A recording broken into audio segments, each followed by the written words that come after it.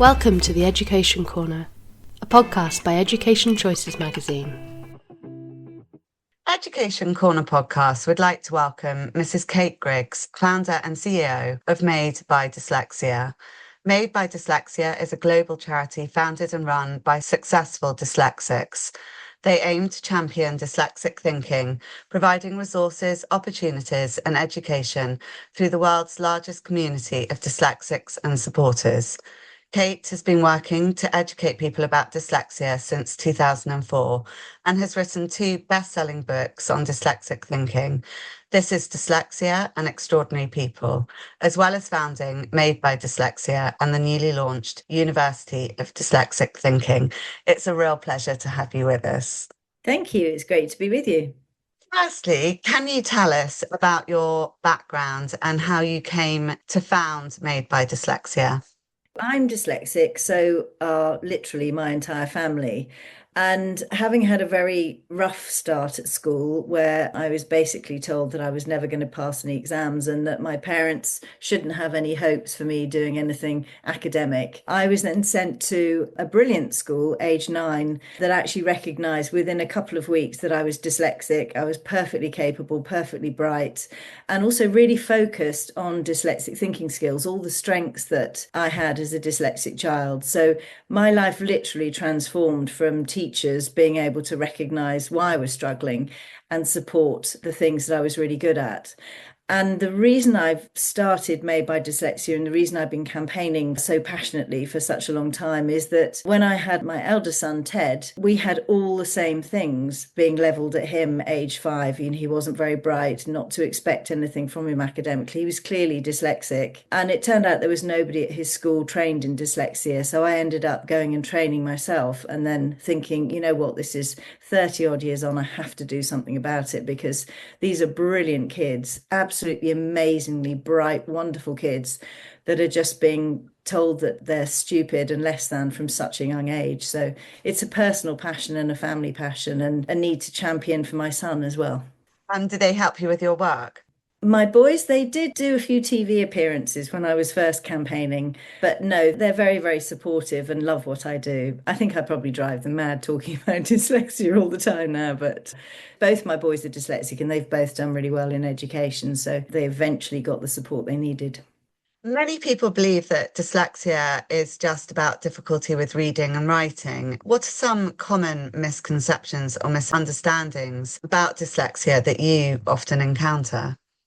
I think that's the biggest one, that dyslexia is just a difficulty learning to read and write. And I think there's definitely a tendency now that if you get phonics right in education, then kids will be able to learn to read. Even some schools don't acknowledge dyslexia, which is absolutely crazy. Dyslexia is so much more than reading and writing. Obviously, it is something that most dyslexics will struggle with.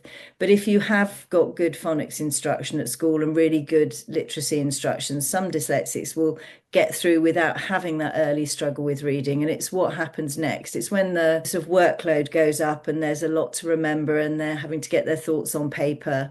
Also, dyslexia affects maths. I think there's research that around 50% of dyslexic people are very good at maths and the other 50% are really bad at maths. And I think maths is quite a wordy subject often, so that can really hold dyslexics back. They'll know the answer but won't be able to tell you how they've got to that solution. And with a very exam-focused system, we do need extra time. We do need to use computers. It's not just about reading.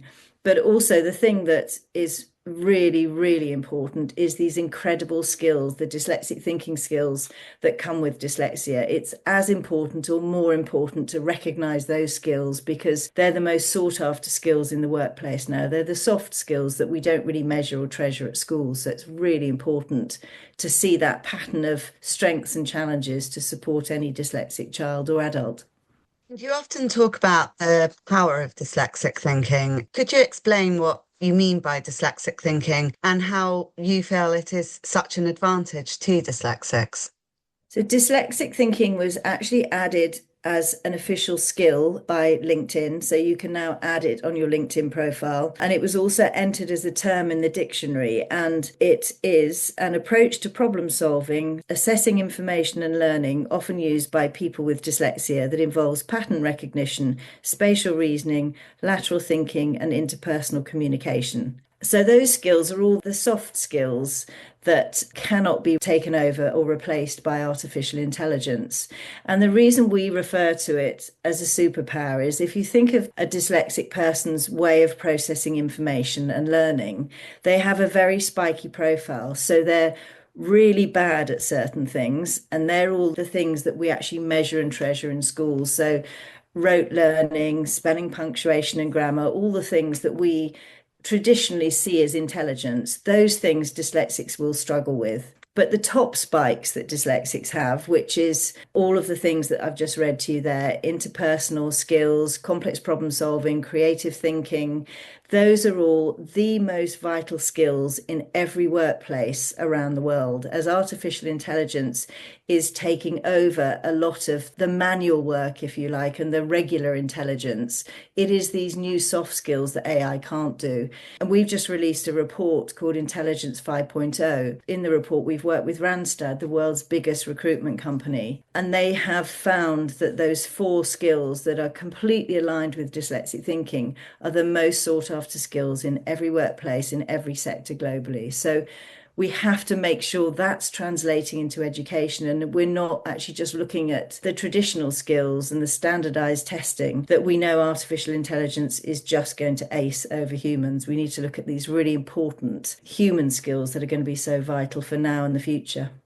In 2009, your work resulted in the Rose Review, which recommended that all teachers be educated in dyslexia. Do you feel significant change in education has taken place since then? I think in the UK, we've gone forwards in some ways, in that I think phonics is the right way to teach reading, and we had varying approaches to teaching reading before. So I think that has moved in the right direction. I think we need more support in school around that, because it's not the sort of magic bullet for everybody. But I think that the conservative policies around knowledge-based curriculum, lots of exams, spelling, punctuation, and grammar being so vitally important in everything is a step in the wrong direction. And I think that there is too much focus in education on that. Also, with the Rose Review, there was an investment pledged by the last Labour government into training teachers.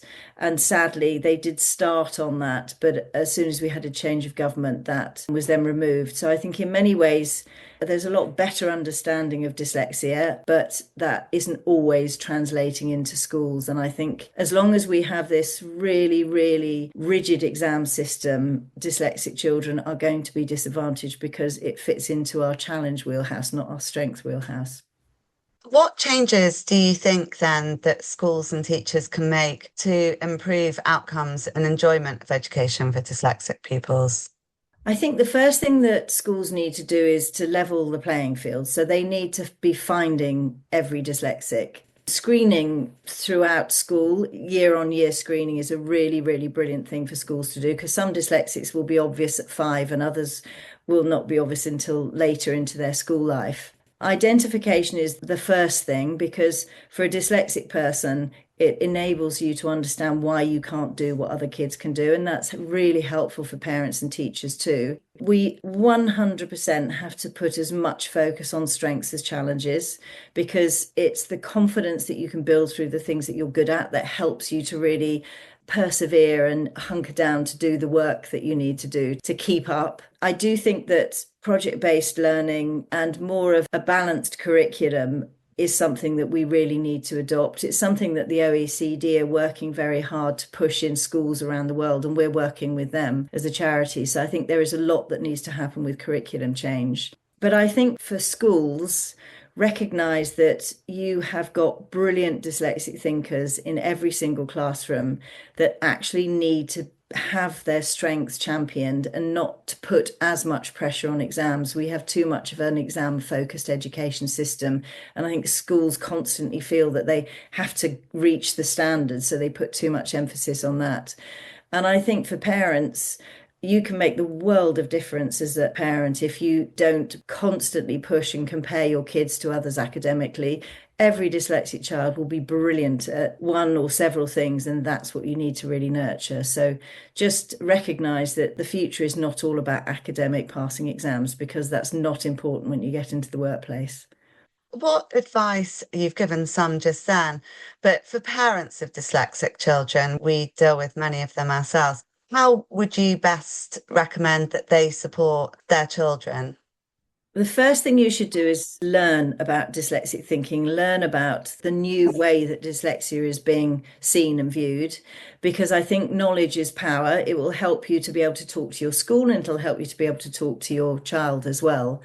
And it really is a case of understanding the strengths, because once you really lean into those, it really will help your child. Also, we have some free training, which is video based, and there are lots of incredible, easy techniques that you can use to support your child when they're at school as well. So when they're actually going through the learning process.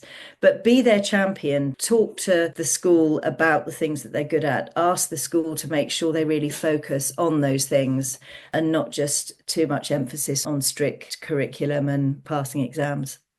You work with many successful and well-known dyslexics, including Sir Richard Branson. How do these dyslexic role models impact public perception and young people with dyslexia?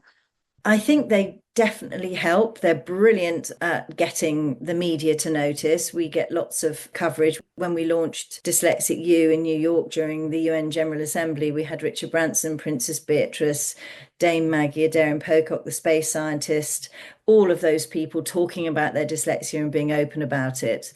Certainly brings media attention, but it's also very inspiring for everybody as well. But I think there's a big place for regular heroes and everyday heroes as well. And, all dyslexic people will have something that they excel at. And it's important for everybody to be open about their dyslexia, I think, and it really helps to inspire people. On the Made by Dyslexia website, it mentions that you are aligned with the UN Sustainable Goals and aim to achieve your goals by 2030. Could you tell us a little bit more about this UN initiative and your plans? The UN Sustainable Goals are there to drive the world forward in a series of different areas, and Made by Dyslexia is aligned with three of those areas around equality, innovation, and education for all. If you think about dyslexic thinking or dyslexia, most of the sustainable goals are trying to solve a really, really big problem, and the world is desperately looking for solutions to those problems. But with dyslexia, we know what the solution is. It's just the world and schools don't actually realise that there is a problem. So for us to achieve our goal by 2030, which is to help the world to understand the brilliance of dyslexic thinking and to empower it in every school, every home and every workplace, is absolutely doable. If we can spread the knowledge of what dyslexic thinking is, help schools and the workplaces to really understand it and empower it, then we can reach that goal by 2030. So as a charity, our mission is to not exist, because it really is a case of helping people to learn about dyslexia, to share the knowledge that they have, and that will bring about change. And we're doing it state by state, city by city. We have some amazing things happening all around the world where real positive change is happening. You recently launched the University of Dyslexic Thinking. Could you tell us more about what led to this launch and what Dyslexic U, as I believe you're calling it, will offer? I've just touched on the knowledge that we're trying to share with the world so everybody can understand dyslexic thinking.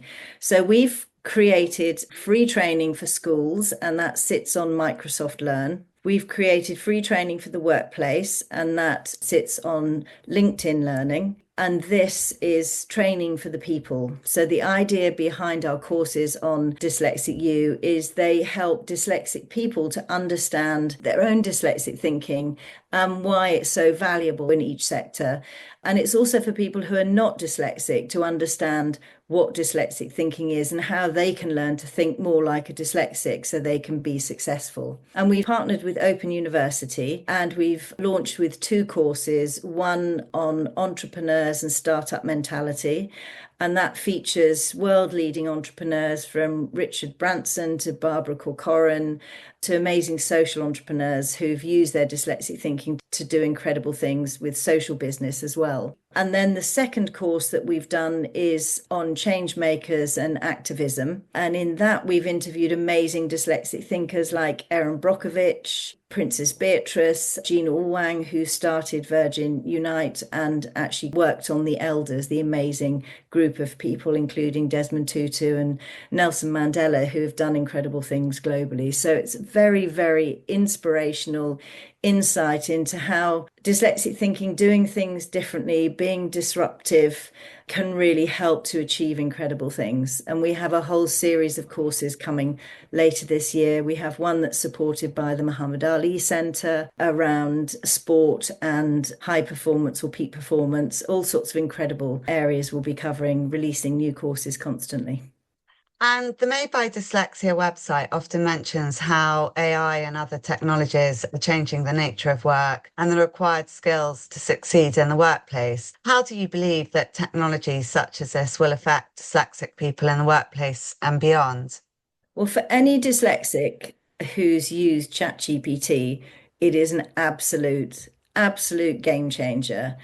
If you think that I talked earlier about the spiky profile that dyslexics have, like we're really, really good at some things and really, really bad at others, the things that we're not good at, artificial intelligence is absolutely brilliant at. So one of the best uses is if you want to do some research on something.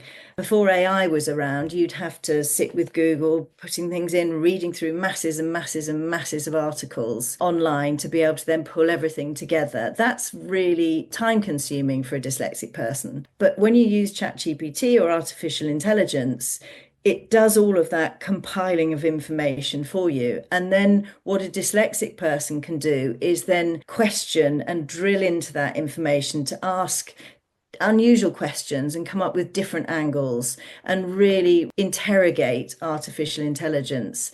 And that helps us to come up with some really innovative ways of solving problems or looking at something. So all of that, what would have taken hours and hours and hours, AI can do instantly. Also things like organization, for instance, just being able to plan things and ask AI to do so many things for you. It's like having an amazing assistant or a researcher at your fingertips. It's completely life-changing. And for dyslexic people and their teachers and education, it will and can now, but as we go forward, it will completely enable educators to create a personalized learning for dyslexic students. So it just is removing all of the barriers. It's phenomenal. A virtual PA. What are your hopes for the future of Made by Dyslexia and for dyslexics in general? We've got some big things happening this year. We've got some new research, we've got some new announcements, we've got some big initiatives that will move things forward. But I think my hopes for the future are that the more that we can get the knowledge of what dyslexic thinking is, how simple it is to support dyslexics when you know how, really to sort of shift this focus from disability and deficit to a brilliant way of thinking that's incredibly valuable. That shift can happen very quickly, and it can happen quickly across companies. It can happen quickly across education systems. As I said, we're working with whole states in America. We're about to launch in various countries around the world. Once you understand the importance of dealing with this agenda and really making it an important thing, then change can happen very quickly. So I'm excited for the change that is going to be happening and will happen very quickly, I think. Well, it's been a real pleasure having you on our podcast, and we look forward to seeing your next steps. Thank you so much, and thanks very much for supporting our cause.